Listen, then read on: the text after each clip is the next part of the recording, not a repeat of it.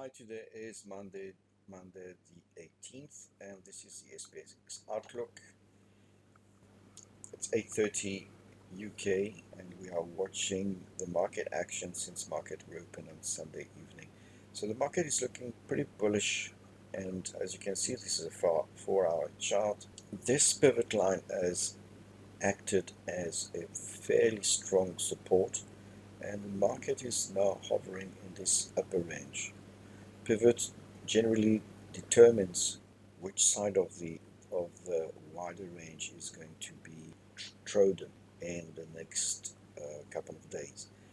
The strong resistance level is, as seen before, in the 2930 to 2960 area, and these lines I've chosen to make them slower. So let's go back to faster calculation. Here we see that, of course, the market is Thursday evening went upward, and as I mentioned already in daily updates, the market tends to follow when there's a shift in this support resistance level. So this is not surprising that the market is going slightly up at the moment. The 2890 area is in fact a strong fib resistance. It's a strong fib at 62%. So if we plot it back from the major fall in late February to March. So this is still quite a strong resistance with excursions late April, early May, and another one here. So the chance of a bullish congestion, maybe with a little bit of a acceleration first. 2890 is broken, but it broke already twice, so it is losing a little bit of its significance. That said, yes, there can be another excursion north to probably congest in the higher, in the 2930 to 2960 area. If 2890 holds, we may have then lower highs and the market returning to the lower part of this range. As you can see, we're still on a bullish signal here, but let's go for the longer outlook. The longer outlook is also showing some possible stalling here in this area. I could plot a minute, but you can believe me, this is a major fall in February and March. The salient fib, again, that has been passed twice. So this congestion in this area is likely. It would point towards then retracing and testing supports, and the 2810 is, or maybe 2870 to 2810, both remain strong support area.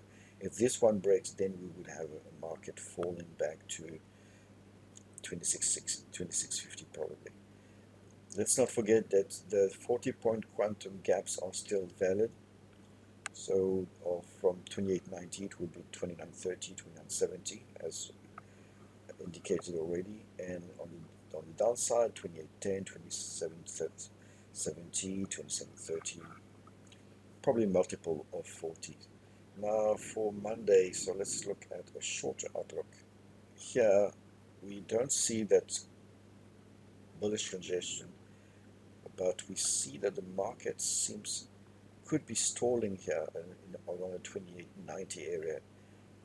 Surprisingly, maybe on this time frame, the lines are shifting downward, which is contrary to what we've seen.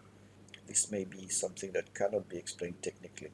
And of course, we have the VIX expiring on Tuesday. We've got the FOMC minutes on Wednesday, so there may be some hesitation around this level. And now, if I look at a slower calculation, here we see that the pivot line is on 2960, but quite frankly, this line is acting as a pivot. So we would still have 2810 to 2890, 2890 to 2970, with a possible strong effect if this one breaks. I would say that market will stall around this area and may then drift down, but this decision point, we are right there. We could see, now that the European markets are opening, we could see the market really spurting upward. Well, that's it for now. The next video will be on the current positions. Thank you for watching, and bye for now.